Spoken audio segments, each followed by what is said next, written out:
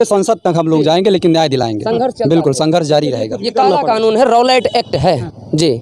पहले अंग्रेजों ने बनाया था, अब हमारे यहाँ के अंग्रेजों ने बना दिया है। अगर इसमें न्याय नहीं हुआ तो हम पूरी तरह से आंदोलन के लिए बाध्य होंगे, और फिर उसके बाद प्रशासन उस आंदोलन का स्वयं जिम्मेदार होगा। उसके जिम्मेदार हम नहीं हैं, क्योंकि हम समाज को न्याय दिलाएंगे। हमारा उद्देश्य ही है कि न्याय की स्थापना हो।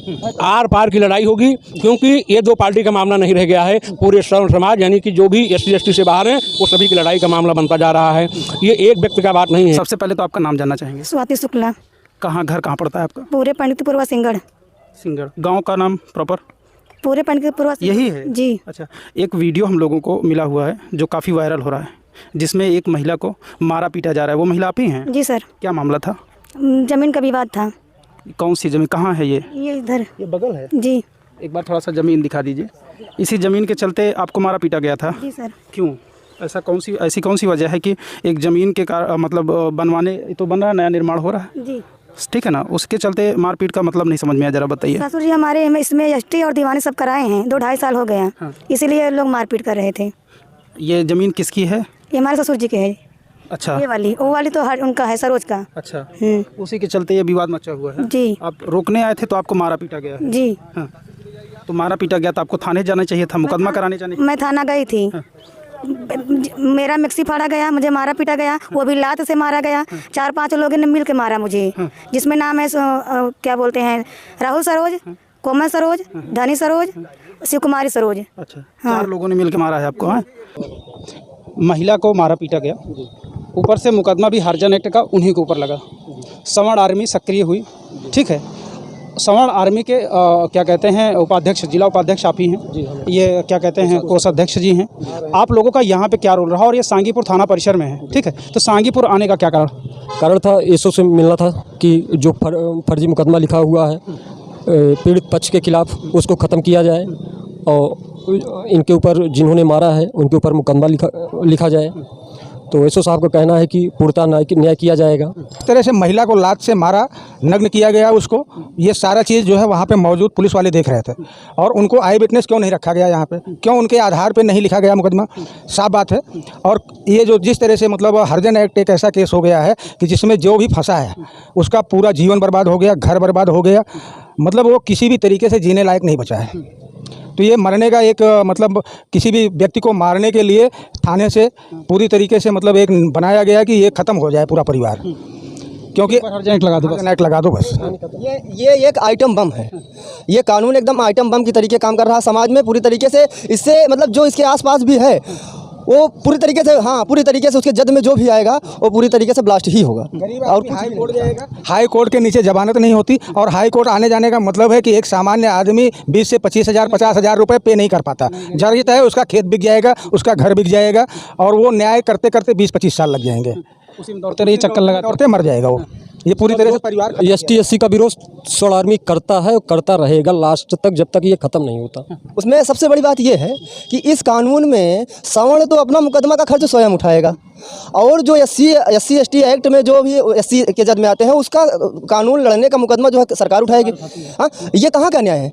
सरकार कंपनसेशन भी देती है, ठीक है, वकील भी करे। हाँ, पूरी तरीके से अन्याय करवा रही है सरकार। थाने द्वारा बनाए जाते हैं जबरदस्ती, जबकि आई विटनेस मौजूद था। क्या बोले अंकल एक बार? ज़्यादातर केस में पैसों की लालच में थाने से ज़बरदस्ती बनवाए जाते हैं हरिजन एक्ट का। वहाँ पे आई विटनेस मौजूद था, पुलिस वाले मौजूद थे, उसका वीडियो वायरल था। उसके बाद भी उसके पक्ष में एक पैसे का जो है सहानुभूति अभी तक नहीं हुई। ये कौन से गाँव का प्रकरण था? पंडित का पुरवा। क्या नाम था?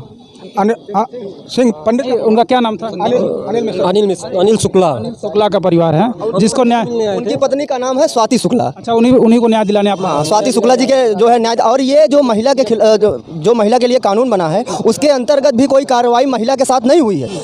हाँ भाई, महिला तो ये भी थी जिसको मारा पीटा गया। पूरी तरीके से ये निंदनीय है कि महिला के साथ जो भी महिला कानून बना हुआ है उसमें भी उसके जद में जो भी चीज़ें आ रही हैं उसको भी लिखा जाना चाहिए महिला के पक्ष में, वो नहीं लिखा गया। क्या बोल रहे? इससे सबसे बड़ा दुर्भाग्य है कि एक ब्राह्मण संगठन का पदाधिकारी जो रमाकांत मिश्र मधुबनी जी हैं, बगल की गांव सभा के उनके हैं, वो अर्धनपुर के, वो पैरवी करने के लिए आए, इस कारण उनका नाम FIR में शामिल कर दिया गया। आज फंसाया गया है, उन्हें फंसा दिया गया फर्जी, क्योंकि यहाँ जब उन महिला की सुनवाई नहीं हुई तो कप्तान साहब से मिलने गए, और कप्तान साहब से जब मिले तो शाम को यहाँ तहरीर 24 घंटे के बाद जब ये जानकारी हो गई लोगों को कि ये पैरवी करवा रहे हैं हमारे खिलाफ, उनके खिलाफ भी मुकदमा दर्ज कर दिया गया और उनको भी अभियुक्त बना दिया गया, जो कि कहीं से कहीं तक वो थे नहीं, केवल श्रवण की पैरवी के लिए, एक महिला की पैरवी के लिए वो अभियुक्त बने, उनको ही फंसाया गया। इसलिए उनको फंसाया गया, परिवार को छोड़ करके बाहर के व्यक्ति को।